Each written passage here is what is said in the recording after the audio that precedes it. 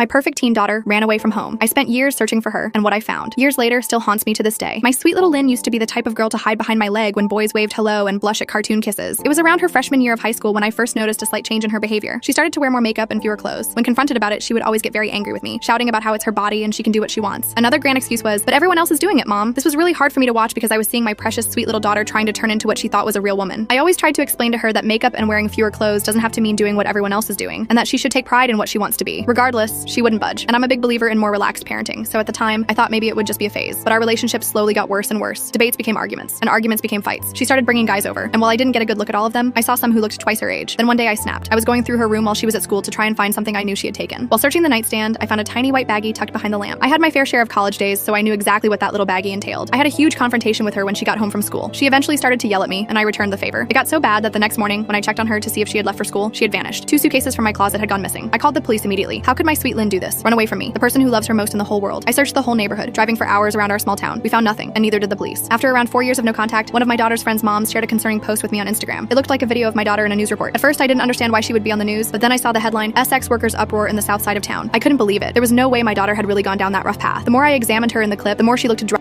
of her mind. Tears started instantly flowing from my eyes. Here I was, sitting in my bedroom, watching my daughter's life spiral out of control, and there was nothing I could do about it. The video was from Los Angeles, California, and I lived in a small town in Texas. After a few days of living with this news, I decided that it was only right to go and look for my daughter. I booked the next available flight to Los Angeles and made my way there in less than a couple of days. The next few weeks consisted of me getting in my rental car and searching all over the south side of town, just like the news report had said. I would pick a street, drive all the way down until it seemed to end, go over a block, and repeat. I knew the chances of me seeing her were slim, but I had no other choice at that point. I knew the police were really no help, so I didn't bother contacting them. One day, a miracle happened. I was driving down a desolate, rundown neighborhood when I saw what looked like my daughter's distinct features. I got closer, rolled down my window, and shouted her name. "Lynn!" She turned around instantly, and there she was, my beautiful baby girl. I got out of my car and ran to her. To my surprise, she started running toward me. "Mom! Mom!" she cried. We hugged each other like we never had before, tears rolling down each of our faces. It was truly a moment I'll never forget. She got into my car, and after about 10 minutes of hugging and crying, I took her to get food and sit down to talk. She still looked drugged out, and I could tell she was hurting. We were eating. I thought we would have a good conversation, catching up on things. Instead, she sat there with a dull look on her face the whole time, not really showing any emotion. I didn't know if this was the substances talking, but it really spooked me. I got her to talk a little near the end of dinner, but after we finished, I got into my car expecting her to follow. She didn't. She just stood there, staring at me. I asked her what she was doing. Didn't she want to come back with me and have a fresh start? She came closer and told me something that will haunt me for ages. I can't come, or they will find me and hurt me. That's where I drew the red line. I knew I had to get the police involved. I insisted on her coming with me, but she said they were watching and had already warned her without me noticing while we were eating. I told her to stay where she was and not to move as I called the police. While the phone was ringing, I noticed that she seemed to be looking off in the distance. She looked at something, then quickly turned back to me. She hugged me one last time and said, "I'm sorry, but I love you, Mom." Then she ran. She ran faster than I ever could. After that moment, I felt like I was drowning in my own sorrow. I now knew my daughter was in trouble, and I couldn't even protect her when she was right there in my possession. I felt like a failure as a mother, a failure as a protector, and a failure as a human. Seeing my own daughter's life spiral out of control has made me fall into my own pit of despair. I couldn't go back to Texas, not without Lynn. The thought of returning to our home, explaining to my family that I'd found Lynn only to lose her again, was unbearable. After Lynn ran, I sat frozen in my car, replaying everything and wondering where I'd failed. Calling the police led nowhere, and I couldn't face going home to her empty room. So I bounced between motels, drifting through unfamiliar streets and handing out flyers to anyone who'd listen. Nights were filled with regret. Maybe if I'd said "I love you" more and "I'm disappointed" less. Most days I just tried to keep moving, hoping every shelter worker's promise to call meant something. But the city made it easy to lose faith. Still, every morning I forced myself up and out because no matter how much hope faded, I wasn't ready to give up on my daughter. I started on Figueroa, posting flyers at bus stops and laundromats, working my way south. People moved around me in waves, some on their way to work, some already starting to drink. I'd catch eyes now and then, but mostly people didn't look. The ones who did seemed to know. Another missing girl, another desperate mother. I wondered how many faces they'd seen on these poles before. At a corner where a group of kids huddled around a broken shopping cart, I handed out a few flyers. One girl, barely 16 by my guess, with chipped nail polish and a glittering stud in her nose, looked at Lynn's photo for a long time. "She don't run with us," she said finally, shrugging, but I noticed the way her mouth twisted when she said it. She slipped the flyer into her jacket pocket anyway. Each day I added new stops. A soup kitchen on 7th, a drop-in center with battered couches and a sign-in sheet, a grimy park where men played cards for change. I learned to expect nothing and to see everything. Some people muttered prayers for me. Others avoided my eyes, afraid my grief was catching. At one shelter, a tired-looking social worker with a clipboard called me ma'am and let me use their phone. She scrolled through a database of missing teens, clicking through names with cold efficiency. "We see a lot of runaways," she said, her voice flat but not unkind. "Sometimes they come back, sometimes they don't." I wrote down addresses, phone numbers, dates, trying to piece together a trail. Every so often, a glimmer of hope. Someone thought they'd seen a girl like Lynn at a bus stop or working behind the counter at a donut shop. I'd drive there, heart pounding, scanning every face. Each time, it wasn't her. When the city grew too loud, I'd find myself staring at the sidewalk, reading the faded chalk lines and wishing for something to lead me forward. Sometimes I'd sit in the car and just breathe, letting the world move around me. I couldn't afford to break down. Not now. I started recognizing faces. The security guard who watched me tape flyers on the 7-Eleven window, the old woman with the shopping cart who camped by the freeway ramp. There was a strange comfort in their routine, a reminder that life moved on, even for those stuck in place. But I was moving too. Every block, every flyer, every "have you seen her?" kept the hope alive, no matter how faint it got. I told myself, as long as I kept searching, Lynn was still out there, still possible, still mine. I put off calling home as long as I could. It was easier to pretend Texas didn't exist. No house, no sun, no bills piling up in the mailbox. As long as I kept moving, I could tell myself I was still being a mother, still fighting for Lynn. But eventually the guilt built up so thick I couldn't breathe through it. I bought a calling card at the gas station. My cell phone was nearly dead again, and the last time I'd used it for a long-distance call, it cut out halfway through Joshua's sentence. This time, I wanted no excuses. The phone rang 3 times before my son answered. His voice was lower than I remembered, older, hardened, carrying something sharp I'd never heard in it before. "Deborah," he said, not Mom. The word dropped like a stone in my chest. "Hi, honey. I just wanted to check in," I said, forcing a lightness I didn't feel. He was quiet. "Are you still in California?" I nodded, then realized he couldn't see me. "Yes, I'm still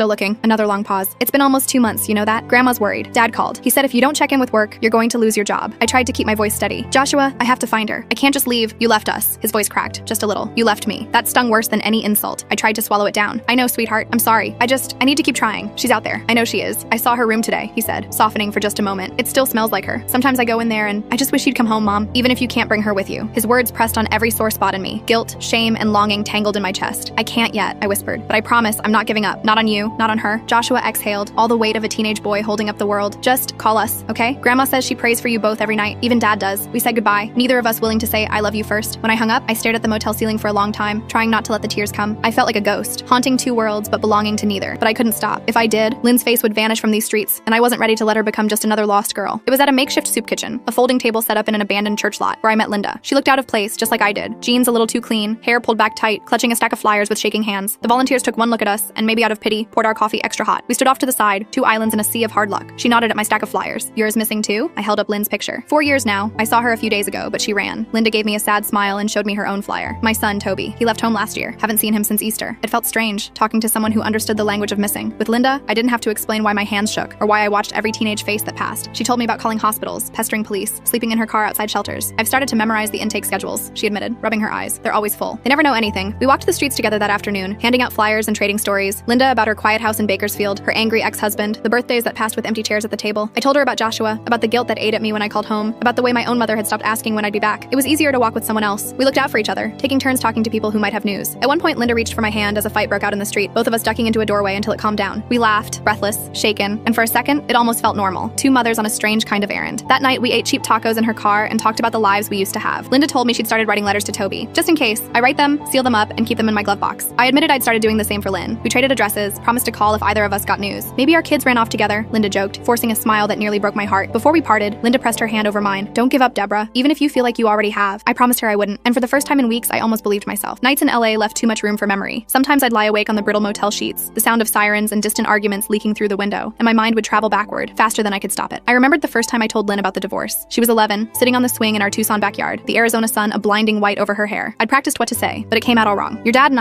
we can't live together anymore, but we both love you. That never changes." She stared straight ahead, her hands tightening on the chains. "I know what it means," she said quietly. "It means Dad doesn't love you anymore." I wanted to argue, to untangle the truth, but what good would that do? The damage was already done, and kids see through lies sharper than any adult. The move to Oregon was supposed to be a new start. 4 girls and a tired mother, stuffed in a station wagon, driving north with everything we owned. I tried to make it an adventure, picked out songs for the road, planned picnics along the way, but grief hung over every mile. The girls fought more than they laughed. Lynn grew quiet and sharp around the edges, always watching me like she was waiting for me to disappear too. By the time she hit high school, I was already losing her. She changed her hair, changed her friends, stayed out late with excuses I didn't dare challenge. I told myself it was normal, that she was finding herself, but every slammed door felt like another crack in our family. Sometimes, after the younger girls went to sleep, I'd stand in the hallway and listen for Lynn's breathing, proof that she was still there, still safe. I made mistakes. I know that now. I let my anger show too often. I tried to reason with her like she was still a child, even when she'd outgrown that a long time ago. Some nights I think about every harsh word, every time I chose work or exhaustion over listening. Regret is a language I speak fluently now. Here, in the city where she vanished, the past doesn't let go. I replay the old arguments, the times I looked right at my daughter and didn't see what she needed. Maybe if I'd loved her differently, if I'd paid more attention, she'd be safe in a warm bed instead of lost in the dark. I can't change any of it. All I can do is keep searching, hoping it's not too late to find her and to find forgiveness for both of us. I used to believe in the system. Maybe not completely, but enough to think that if something terrible happened, someone in a uniform would help. In Los Angeles, that belief shriveled fast. The first time I went to the police station, I wore my cleanest shirt and tried to keep my voice steady. I waited an hour just to be seen, sitting on a plastic chair under harsh fluorescent lights. The room smelled of sweat, cheap coffee, and tired hope. When my turn came, the officer barely looked at me. "Runaway?" he asked, scribbling without looking up. "My daughter. She's been gone for years, but I saw her. I know she's here. She's in trouble." He raised an eyebrow, flipping through a battered folder. "How old is she now?" 18, just turned. The look he gave me was worse than a slap. "That makes her an adult. She can make her own decisions, ma'am." I tried to argue, voice rising. "She's not safe. She's being exploited. I know it. Please, He cut me off. "Unless she's a danger to herself or someone else, there's not much we can do." He handed me a pamphlet about missing persons, and that was that. The shelters were no better. There were forms to fill out, waiting lists for runaways, rules about curfews and proof of residence. One social worker, a woman with kind eyes and tired hands, did her best to soften the blow. "We're full every night," she said, "but if she checks in, we'll call you." She promised, but I could tell she didn't expect it to happen. Sometimes I'd show up with Lynn's photo and get nothing but blank stares, like I was asking for a miracle no one had to spare. Other times, a flash of recognition, someone might have seen her, or maybe it was just another girl with the same look in her eyes. eyes. False hope became a kind of torture. Once I sat through a support group for parents of missing kids. We were supposed to take turns sharing, but all I could do was listen. Stories so much like mine, voices breaking, some clinging to hope, others already hollowed out by loss. I watched the clock, thinking of all the hours I'd wasted waiting for someone else to find my child. Some nights I called the hotline numbers just to hear a stranger's voice, to feel less alone. Most of the time, I hung up before anyone answered. I started to wonder if the world was built to break mothers like me, if every door was meant to slam shut until I stopped asking for help, but I didn't stop. Every rejection made me angrier, more stubborn. If the system wouldn't save Lynn, I'd have to do it myself. I didn't know how, but I knew I couldn't count on anyone else. So I hit the streets harder, holding tighter to hope, letting the city's indifference turn to fuel. Maybe it wasn't much, but it was all I had left. It was a Tuesday afternoon when I got the call. I was in the back booth of a donut shop, staring at the last cold sips of coffee, when my phone buzzed. An unfamiliar number. For a split second, I thought it might be Lynn. Instead, it was Eddie, the outreach worker. Deborah, I think we got something. One of our girls saw someone matching your daughter's description near the bus depot on 6th. Blue jacket, long hair, said she looked sick, was with a group. If you hurry, you might catch her. Hope struck me like lightning. I left a crumpled dollar on the counter and ran, my heart thudding so hard it hurt. My hands shook so badly I fumbled my keys twice. The city blurred past in streaks of gray and sun. All the way to the depot I prayed, please let it be her. Let me be fast enough. The bus depot was chaos. Lines of people, security guards, pigeons picking at dropped food. I pushed through the crowd, holding Lynn's photo in the air, asking everyone I passed, did you see a girl in a blue jacket? Long brown hair? Please, she's sick. She needs help. A young man nodded toward a row of benches. She was here, like 5 minutes ago. Left with some others, went down that alley. I ran. My legs burned, lungs raw as I followed the alleyway behind the depot. The stink of urine and trash nearly choked me, but I kept going, eyes darting to every figure hunched in the shadows. Then I saw her. At least I thought it was her. A girl in a blue jacket, head down, surrounded by 3 others. Her walk was off, her steps dragging. Lynn, I shouted, my voice cracking, desperate and wild. She looked up. For a heartbeat, I was sure it was her. Those same haunted eyes, that familiar slouch. But as I drew closer, the girl shrank away, fear flashing across her face. It wasn't Lynn, just another runaway, another lost child wearing my daughter's pain. One of the others glared at me, stepping between us. Get out of here, lady. Don't you know these streets eat people like you? I stumbled back, humiliation and heartbreak twisting inside me. For a moment, I just stood there, dizzy and lost, the city whirling on without me. The hope I'd felt was already dissolving into self-loathing. I'd let myself believe just for a second that it was possible. My daughter, found at last. Instead, I was left with empty hands and the echo of her name on my tongue. I walked back to my car slowly, each step heavier than the last. The sun was setting by the time I collapsed behind the wheel, tears streaking my cheeks. I pressed Lynn's photo to my heart and whispered, I'm still here. I'll keep looking. I promise. But in that moment, even my promises felt thin, like breath on glass, already fading in the dark. The streets changed after sunset. Even the shadows felt different, longer, hungrier, hiding secrets I didn't want to learn. Still, I couldn't sleep. Each night, I convinced myself that the next hour, the next corner, would be the one that brought Lynn back to me. I grew reckless. Sometimes I'd park and walk alleys alone, clutching my phone and a can of pepper spray I bought at a gas station. I told myself I was being brave, but deep down, I knew it was something closer to desperation. One night, as I was taping a flyer to a lamppost behind a row of boarded up shops, I heard footsteps behind me, quick, sharp, too close. I spun around and came face to face with a young man, no older than 20, eyes darting, breath ragged. What are you doing out here? He demanded, voice rough and low. I tried to keep my fear out of my voice. I'm just looking for someone, my daughter. She's missing. He glanced at the flyer. You got any money? I shook my head, but he stepped closer anyway. Lady, you shouldn't be out here. He reached for my purse, quick as a snake. I tried to back away, but he grabbed my arm, yanking hard enough to make me stumble. Before I could shout, a second figure appeared. A woman, thin as a wisp, face hidden by a dirty scarf. She shouted something in a language I didn't know, and the young man let go, spitting on the ground. You're lucky, he muttered, stalking off into the dark. I stood there shaking, too stunned to cry. The woman approached, eyes narrowed. Stupid to walk alone, she said, voice soft but fierce. This place, it'll eat you. Go home. I can't, I whispered, not without her. She looked at me a long time, then nodded, as if she understood. She pressed something into my hand, a tiny flashlight, cheap but sturdy. Next time, keep your eyes open. Watch the shadows. I thanked her, the words sticking in my throat. When she disappeared into the night, I realized I was clutching Lynn's photo so hard it had wrinkled. My knees buckled and I sat on the curb, breath ragged, shaking in the cold. I wanted to give up. I wanted to call Joshua, beg him to come get me, but pride wouldn't let me. I wiped my face, steadied my breath, and forced myself to stand. I was still alive. I could still search. But for the first time, I understood just how fragile I'd become, how close I was to losing myself as well as Lynn. That night, back at the motel, I locked the door and slept in my clothes, flashlight clutched in my hand. The city kept on humming outside, but I dreamt of home, of Lynn as a little girl, safe in her bed, her small hand curled around mine. When I woke, I knew the city hadn't beaten me yet, but it was getting close. It was nearly dawn when the motel phone rang, a shrill, unnatural sound that yanked me out of uneasy sleep. For a moment, I thought I was dreaming, but the phone kept ringing. I lunged for it, heart in my throat. Hello? A woman's voice crackled through, official, but hurried. This is County General. We have a Jane Doe who matches the description on a flyer brought in last night. We need you to come down and confirm. My hands shook so badly I nearly dropped the phone. Is she